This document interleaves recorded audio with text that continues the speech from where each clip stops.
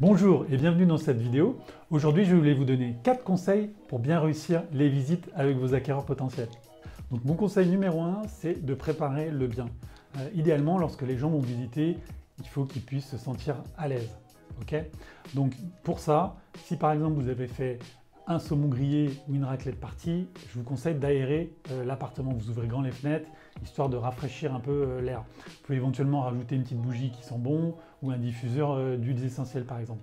Deuxième chose, si par exemple il fait gris comme aujourd'hui, vous allumez les lumières. Ça va permettre aux gens de se rendre compte un peu des volumes des pièces, donc allumez les lumières.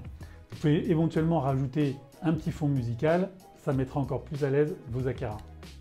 Alors, mon conseil numéro 2, c'est laissez-les visiter. C'est bien quelque chose que je fais depuis que je suis agent immobilier, c'est de laisser visiter mes clients.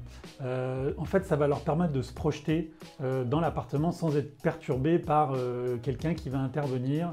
Voilà, idéalement, il faut se mettre en retrait, il faut les laisser se projeter, ils vont se rendre compte des volumes. Et en fait, le fait de parler en mettant en avant, par exemple, des points positifs, en fait, ça va les perturber, ils vont vous écouter à moitié. Donc voilà, mettez-vous en retrait. Si éventuellement ils ont des questions, ils s'adresseront à vous.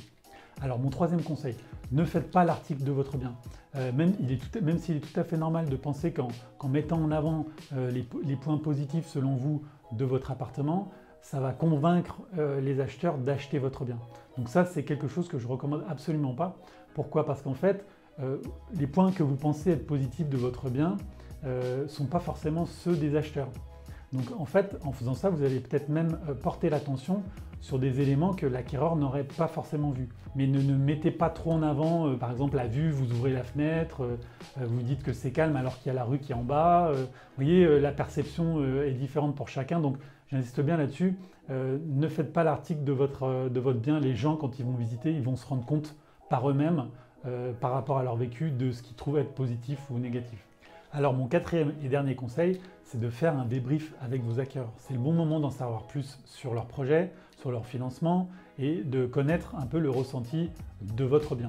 N'hésitez pas à leur poser des questions sur ce qu'ils ont trouvé de bien, de pas bien. Alors c'est vrai que c'est toujours un peu délicat vis-à-vis de quelqu'un qu'on ne connaît pas, de dire franchement ce qu'on pense d'un bien. C'est un peu aussi là qu'on intervient, nous agents immobiliers, c'est plus facile d'avoir une interaction avec nos acquéreurs à ce niveau-là. Mais voilà, n'hésitez pas à discuter avec eux, vous leur demandez s'ils sont intéressés, s'ils veulent éventuellement les documents, et vous verrez à ce moment-là s'il y a un réel intérêt pour votre bien. Voilà, la vidéo est terminée, je vous ai donné 4 conseils pour réussir vos visites immobilières. Si vous avez des questions, n'hésitez pas à me solliciter, je suis à votre disposition. À bientôt pour une prochaine vidéo. Au revoir.